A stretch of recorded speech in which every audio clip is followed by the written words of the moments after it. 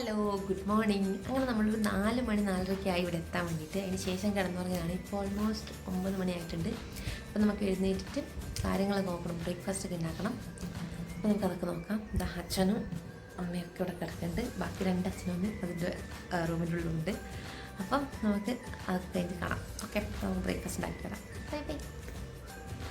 Hello തേജസ്കോ, എന്താണ് ഉണ്ടാക്കുന്നത്? Veg kurma. അപ്പോൾ നമ്മളെ സ്പെഷ്യൽ ബ്രേക്ക്ഫാസ്റ്റ് എന്തായിരുന്നു? ദോശയും വെച്ച് കുറുമി. ദോശയും വെച്ച് കുറുമി. അപ്പം നമുക്ക് ഉണ്ടാക്കിയത് നോക്കാം എങ്ങനെ ഉണ്ടാവുന്നു. കഴിവ് തെളിയിക്കണ്ടേ?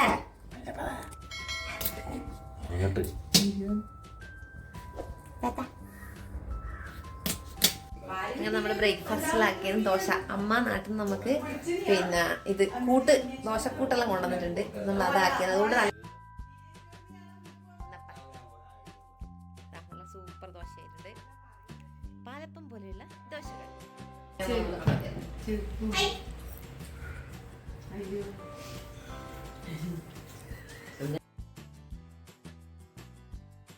നമുക്ക് ഇവർ കൊണ്ടുവന്ന കെട്ട് നമ്മൾ പൊളിക്കുകയാണ് ഗൈസ്.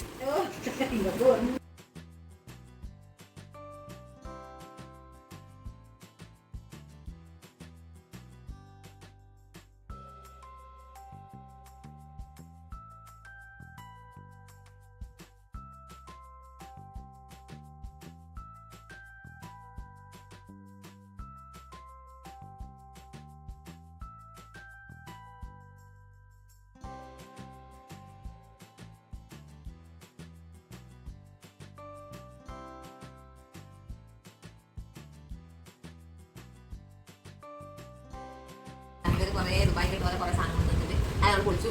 ഇത് നമുക്ക് യൂസ് ചെയ്യാം. അതിനുശേഷം നമ്മളൊന്ന് പുറത്തു പോകാൻ വേണ്ടി റെഡിയായി. എല്ലാവരെയും കൂട്ടിയിട്ട് പോകണമെന്നായിരുന്നു. പക്ഷെ അച്ഛനും അമ്മക്കും അത്ര സുഖം ഉണ്ടായിരുന്നില്ല യാത്രയൊക്കെ ചെയ്ത് വന്നുകൊണ്ട്.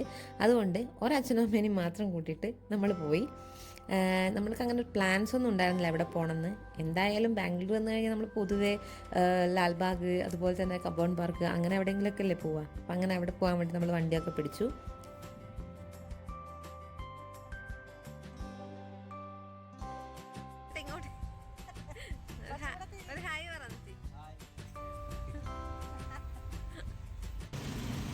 നമ്മൾ മെട്രോ കയറാൻ വേണ്ടി വന്നിട്ടുള്ളത്.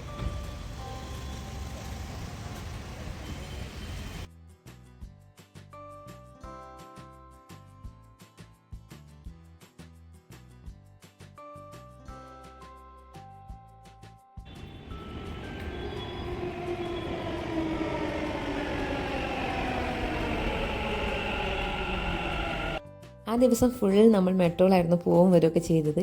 എന്തോ ഭാഗത്തിന് ഒരു സീറ്റ് പോലും ഉണ്ടായിരുന്നില്ല. അച്ഛനും അമ്മക്കൊന്നും സീറ്റ് കിട്ടിയിട്ടുണ്ടായിരുന്നില്ല.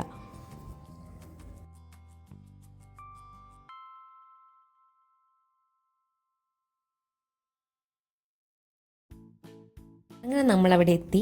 ഫസ്റ്റ് ടൈമാണ് അച്ഛനും അമ്മയ്ക്ക് മെട്രോ കയറുന്നത്. അതുകൊണ്ട് തന്നെ എങ്ങനെ ടിക്കറ്റ് ആക്സസ് ചെയ്യണം അതിനെക്കുറിച്ചൊന്നും വലിയ ഐഡിയ ഉണ്ടായിരുന്നില്ല. അപ്പോൾ നമ്മളതൊക്കെ പറഞ്ഞു കൊടുത്തു. പിന്നെ അടിപൊളിയായിരുന്നു കേട്ടോ. പിന്നെ അവർക്ക് ഒന്നിൻ്റെ ആവശ്യം ഉണ്ടായിരുന്നില്ല. അവർ സൂപ്പറായിട്ടെല്ലാം ചെയ്യുന്നുണ്ടായിരുന്നു. ഫസ്റ്റ് ടൈമിൽ മാത്രം നമുക്ക് പറഞ്ഞു കൊടുക്കേണ്ട ആവശ്യമൊക്കെ ഉണ്ടായിരുന്നുള്ളൂ. അങ്ങനെ നമ്മൾ അവിടെ എത്തിയിട്ട് നമ്മൾ ഫസ്റ്റ് തന്നെ കബോൺ പാർക്കിലേക്കാണ് പോയിട്ടുണ്ടായിരുന്നത്. അങ്ങനെ എന്താ പറയുക, പ്രത്യേകിച്ചൊന്നുമില്ല, ഭയങ്കര ആൾക്കാരൊക്കെ ഉണ്ടായിരുന്നു. അപ്പോൾ നമ്മൾ കയറുന്ന സമയത്ത് തന്നെ ഫുഡൊന്നും കഴിച്ചിട്ടുണ്ടായിരുന്നില്ല. അപ്പം ആർക്കും കാര്യമായിട്ട് വിശക്കൊന്നും ഉണ്ടായിട്ടില്ല. അതുകൊണ്ട് നമ്മൾ അവിടെ നിന്ന് തന്നെ മോമോസ് കഴിക്കാമെന്ന് പറഞ്ഞു. പക്ഷെ അച്ഛനും നമുക്ക് അത്ര പിടിച്ചിട്ടുണ്ടായിരുന്നില്ല. കാരണം ആ സ്ഥലവും അവിടെ നിന്ന് ആൾക്കാരൊക്കെ കണ്ടപ്പോൾ അങ്ങനെ അത്ര വലിയ കാര്യമായിട്ട് ഫുഡൊന്നും പിടിച്ചിട്ടുണ്ടായിരുന്നില്ല. എന്നാലും ജസ്റ്റ് ഒന്ന് ടേസ്റ്റൊക്കെ നോക്കി. അതിനുശേഷം നമ്മളൊരു ഇളനീരൊക്കെ കുടിച്ചിട്ട് അങ്ങ് കബോൺ പാർക്കിലേക്ക് കയറി.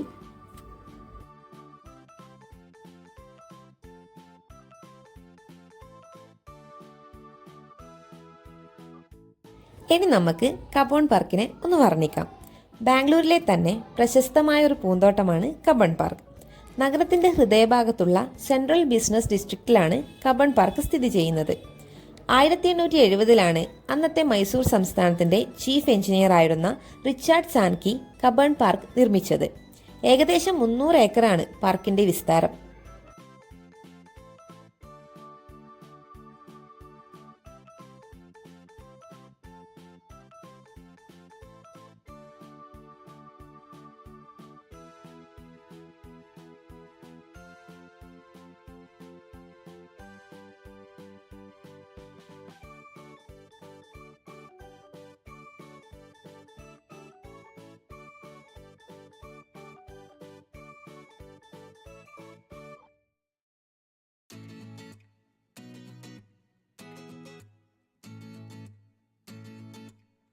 അവിടെ പുറത്ത് പീനട്ട്സ്, ചോളം, ഐസ്ക്രീം അങ്ങനെ ഒരുപാട് സാധനങ്ങൾ വെക്കുന്നുണ്ടായിരുന്നു. അപ്പം അച്ഛനും അമ്മക്കും ഈ ചുട്ടെടുത്ത ചോളം ഭയങ്കര ഇഷ്ടമാണ്. അതുകൊണ്ട് നമ്മൾ ഒന്ന് മാത്രം അത് വാങ്ങി. ഞാനും ദിവസം അത് കഴിക്കാറില്ല. അപ്പോൾ നമ്മൾ ഒന്ന് വാങ്ങിയിട്ട് അവരെന്താളും അത് ഷെയർ ചെയ്ത് കഴിച്ചു. പിന്നെ നമ്മൾ അതിലൂടെ കുറേ നേരം നടന്നു, കുറേ ഉള്ളോട്ട് നടന്നു. നമ്മളെന്നിട്ട് വേറൊരു ഗേറ്റ് വഴിയാണ് പുറത്തേക്ക് പോയത്. കുറേ ആൾക്കാരുണ്ടായിരുന്നെങ്കിലും ഭയങ്കര ഒരു രസമായിരുന്നു അതിലൂടെ നടന്നു പോകാൻ വേണ്ടിയിട്ട്.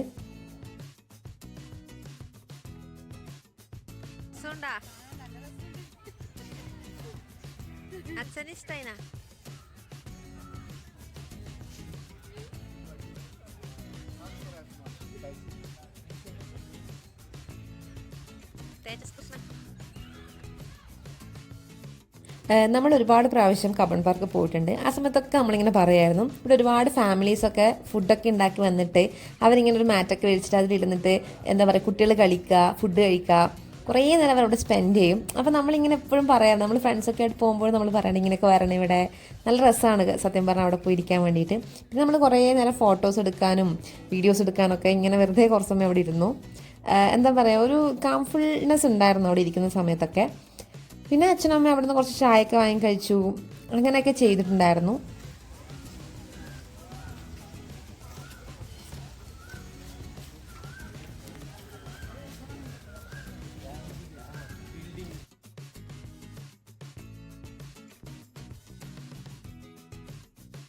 നൂറ്റി വർഷം പഴക്കമുള്ള ഈ പാർക്ക് അതിൻ്റെ ഉത്ഭവം കൊളോണിയൽ കാലഘട്ടത്തിൽ നിന്ന് പിന്തുടരുന്നു.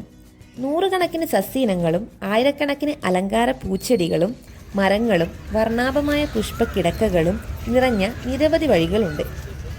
നിരവധി ചരിത്ര സ്മാരകങ്ങൾ, ഗംഭീരമായ കെട്ടിടങ്ങൾ, മ്യൂസിയങ്ങൾ, പ്രശസ്ത വ്യക്തികളുടെ പ്രതിമകൾ, മറ്റ് ആകർഷണങ്ങൾ എന്നിവയും പാർക്ക് സമുച്ചയത്തിൻ്റെ ഭാഗമാണ്. ഇവിടെയുള്ള രസകരമായ റൈഡുകളും പ്രവർത്തനങ്ങളും പരാമർശിക്കേണ്ടതില്ല.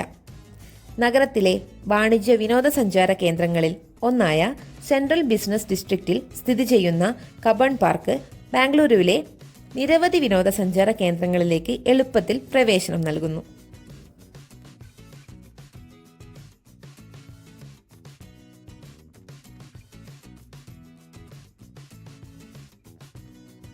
അങ്ങനെ നമ്മൾ അവിടെ നടക്കെ കണ്ടിട്ട് പുറത്തേക്ക് ഇറങ്ങി. കയറിയ വഴിയൊന്നും, പുറത്തേക്ക് ഇറങ്ങിയ വഴി വേറൊന്നുമായിരുന്നു. അത് കഴിഞ്ഞ് നമ്മൾ നേരെ വിധാൻ സൗദയിലേക്ക് പോയി. ഇവിടെ വന്നാൽ എല്ലാവരും അത് കാണാതെ പോകില്ലല്ലോ. അത് നിയമസഭയാണെന്ന് എന്ത് പറഞ്ഞിട്ടും അച്ഛനും അമ്മയും വിശ്വസിക്കുന്നുണ്ടായിരുന്നില്ല. ഞാനും ആദ്യമൊന്നും വിശ്വസിച്ചിട്ടുണ്ടായിരുന്നില്ല, കാരണം അത് കണ്ട ശരിക്കും പറഞ്ഞാൽ കൊട്ടാരം പോലത്തെ ഒരു അവസ്ഥയാണല്ലോ. അങ്ങനെ നമ്മൾ അത് കാണാൻ വേണ്ടി പോയി.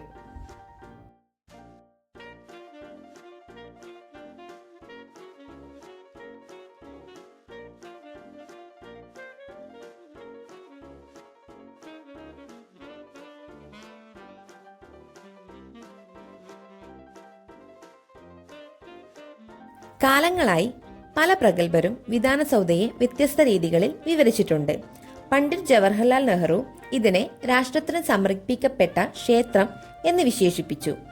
മുൻ മുഖ്യമന്ത്രി കെങ്കൽ ഹനുമന്തയ്യ ഇതിനെ ജനങ്ങളുടെ കൊട്ടാരം എന്ന് പ്രഖ്യാപിച്ചു. കവി പുരസ്കാര ജേതാവ് കെവംബു ഇതിനെ കല്ലിലെ കവിത എന്ന് കണക്കാക്കി. എന്തൊക്കെ പറഞ്ഞാലും ഇത് കണ്ട ആർക്കും ഇങ്ങനെയൊക്കെ വർണ്ണിക്കാൻ തന്നെ തോന്നും.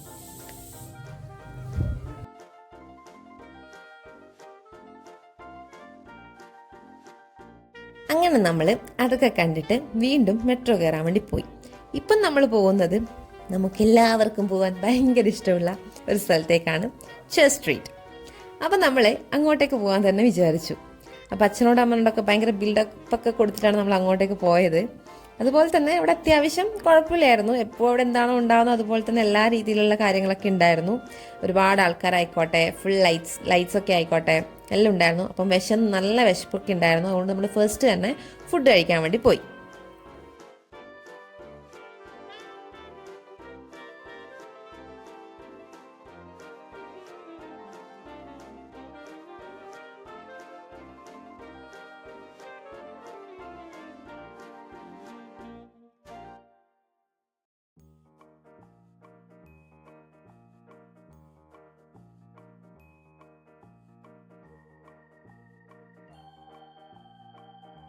മുന്നേ നമ്മൾ വന്നപ്പം അവിടുത്തെ ഒരു റെസ്റ്റോറൻറ്റിൽ നിന്ന് ഫുഡ് കഴിച്ചിട്ടുണ്ടായിരുന്നു. അവിടുത്തെ ആംബിയൻസ് ആയാലും ഫുഡായാലും നമുക്ക് ഒരുപാട് ഇഷ്ടപ്പെട്ടിട്ടുണ്ടായിരുന്നു. സോ നമ്മൾ ഇവരെയും കൂട്ടി അങ്ങോട്ട് തന്നെ പോയി.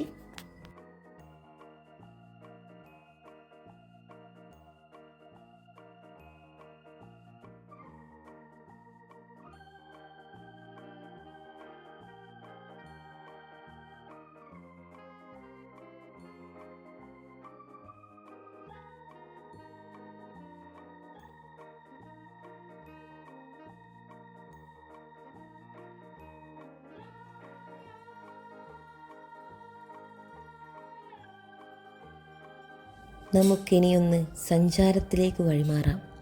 അവിടുത്തെ ലൈറ്റ്സുകളും അവിടുത്തെ തിങ്ങി നിറഞ്ഞ ആൾക്കൂട്ടത്തിനുമിടയിലൂടെ നമ്മൾ നടന്നു നീങ്ങുകയാണ്. ചുറ്റും ആൾക്കാരും തിരക്കും ബഹളവും ഭക്ഷണവും. നമ്മൾ ആ വഴിയിലൂടെ പതിയെ പതിയെ നടന്നു നീങ്ങി. എവിടെ നോക്കിയാലും ഒരുപാട് ആളുകൾ, എവിടെ നോക്കിയാലും ഒരുപാട് കടകൾ. അങ്ങനെ തേജസ്സിന് സർപ്രൈസ് കൊടുക്കുവാൻ വേണ്ടി അച്ഛനും അമ്മയും അവന് ഒരു ഡ്രസ്സ് എടുത്തു കൊടുത്തു. അങ്ങനെ അവിടുന്ന് ഡ്രസ്സൊക്കെ എടുത്തിട്ട് നമ്മൾ ഇറങ്ങി. എന്താ പറയുക, ചർച്ച് സ്ട്രീറ്റ് പോയി കഴിഞ്ഞാൽ എപ്പോഴും നമുക്ക് എല്ലാവർക്കും അറിയുന്ന പോലെ ആൾക്കൂട്ടവും ബഹളമൊക്കെയാണ്. പക്ഷേ ഭയങ്കര രസമാണ് അവിടുന്ന് ലൈറ്റ്സൊക്കെ ആയിട്ട്. എന്താ പറയുക, ഫുള്ളൊരു നമുക്കൊരു പീസ്ഫുള്ളൊന്നും ഇല്ലെങ്കിലും പക്ഷേ എന്താ പറയുക, അതിലൂടെ നടക്കാനൊരു പ്രത്യേക വൈബ് തന്നെയാണ്. കുറേ ഫ്രണ്ട്സൊക്കെ ആയി പോയി കഴിഞ്ഞാൽ സൂപ്പറായിരിക്കും. കുറേ കമൻ്റ് അടിച്ചും കുറേ നേരം വർത്താനം പറഞ്ഞും ഇങ്ങനെ നടക്കാനൊക്കെ അടിപൊളിയാണ്.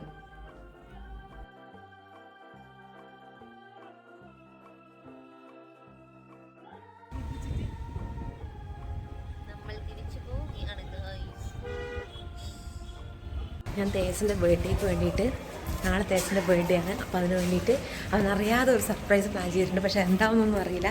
എൻ്റെ ഫ്രണ്ട്സിനോടൊക്കെ പറഞ്ഞിട്ട് പ്ലാൻ ചെയ്തതാണ്. അപ്പോൾ നമുക്ക് നോക്കാം അതെന്തായിട്ടുണ്ടാവുന്നത്. അവൻ വരുന്നതിന് മുന്നേ നമുക്ക് വേറെ നോക്കാം.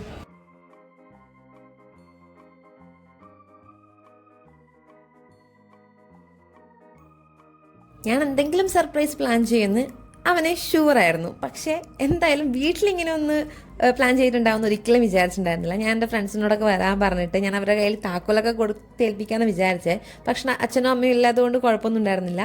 അവർ വന്നിട്ട് ഇതൊക്കെ ഡെക്കറേറ്റ് ഒക്കെ ചെയ്ത് കേക്കൊക്കെ വാങ്ങിക്കൊണ്ട് വന്നിട്ടുണ്ടായിരുന്നു. അങ്ങനെ അവൻ മുഖത്ത് കാണിക്കുന്നില്ലെങ്കിലും അവൻ നല്ല സർപ്രൈസ് ആയിട്ടുണ്ടായിരുന്നു.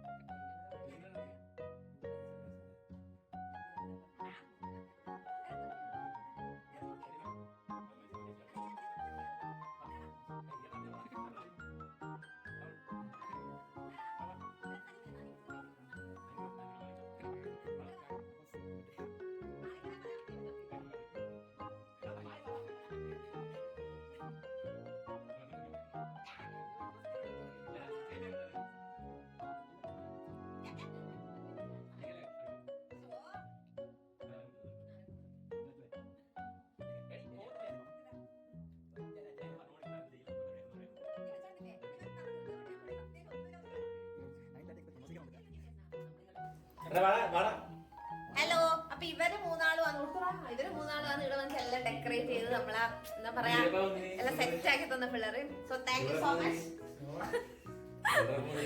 അപ്പൊ എല്ലാം സൂപ്പറായി.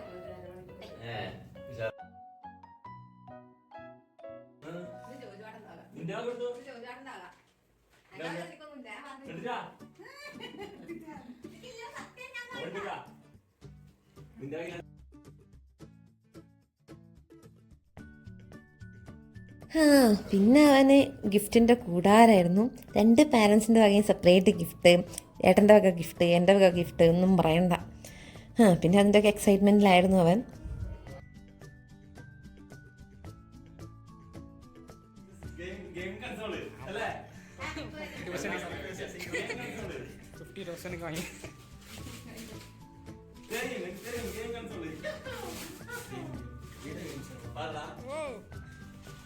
ചൈൽഡ്ഹുഡ്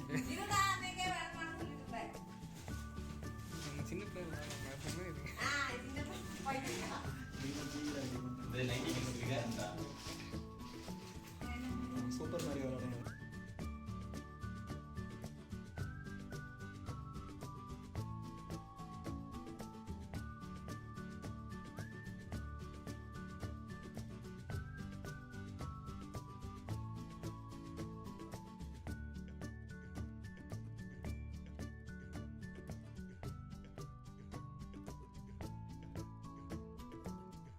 ഓ പിന്നെ ആ ഗെയിം കൺസോളും കൂടി കൈ കിട്ടി പിന്നെ പറയേ വേണ്ട. ഇവനും ഏട്ടനും മുന്നേ ചെറുപ്പത്തിൽ കളിക്കുന്നതാണ്, അതുകൊണ്ട് ഏട്ടന് വീഡിയോ എടുത്ത് അയച്ചു കൊടുക്കണം എന്നൊക്കെ പറഞ്ഞ് ഭയങ്കര ബഹളമായിരുന്നു. പിന്നെ കുറച്ച് സമയം അതൊക്കെ ഇരുന്ന് കളിച്ചു, അവർ എക്സൈറ്റ്മെൻറ്റ് മാറുന്നവരെ.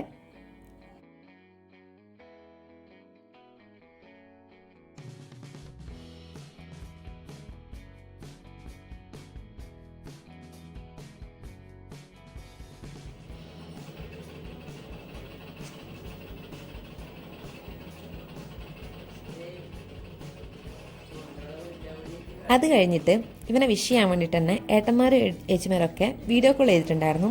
എന്തോ കഷ്ടകാലത്തിന് ഞാൻ സ്ക്രീൻ റെക്കോർഡ് ചെയ്തത് പോർട്രേറ്റിലായിപ്പോയി, അതുകൊണ്ട് അവരുടെ തലയൊക്കെ പോയിട്ടുണ്ടായിരുന്നു വീഡിയോയിൽ ഇട്ടപ്പോൾ. അപ്പോൾ എന്തായാലും നമുക്കിനി അടുത്ത വീഡിയോ കാണാം കേട്ടോ.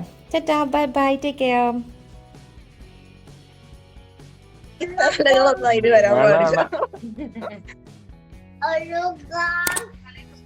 അതാ ഹലോ ഗൈസ് പറയുന്നത്.